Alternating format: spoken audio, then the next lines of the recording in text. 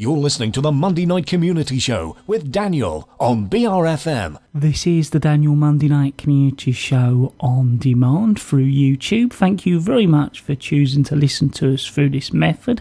If you'd like to keep up to date with when I add new interviews, then subscribe to this channel. So we're next going to be talking all about the Heritage Transport Show and the South East Buses Festival as well. Firstly, thank you very much for talking to our listeners.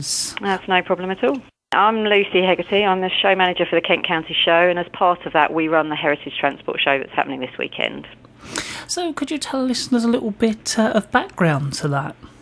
Yeah, the Heritage Transport Show was actually set up 5 years ago to fundraise for the heritage section at the Kent County Show. So the event itself has now been running for 5 years and has become an established event in our calendar. So what can our listeners expect to see if they go along? Yeah, so the event actually, we now run two events on site on the same day, so the Heritage Transport Show and the South East Bus Festival. So starting with the Heritage Transport Show, there will be 600 vintage vehicles on site. There are trade stands, we have speakers, various attractions, things like we have Farmers Market there, we also have model railways, we have the Veteran Cycle Club, you name it, whole range of vehicles from cars, motorcycles, tractors, commercials, military, stationary engines, so vast array of everything that you can think of. And then the South East Bus Festival is exactly what it says really. We have over 100 vintage buses and modern buses on site, and they are mainly static, but there is also the opportunity to ride on some of these vintage buses, take a free ride around the showgrounds and experience what it was like to ride on these vehicles when they were running out in the public.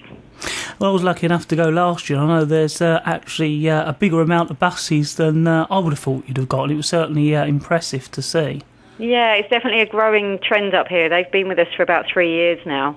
And, as I say, to have over 100 buses on site in one place is absolutely incredible to see.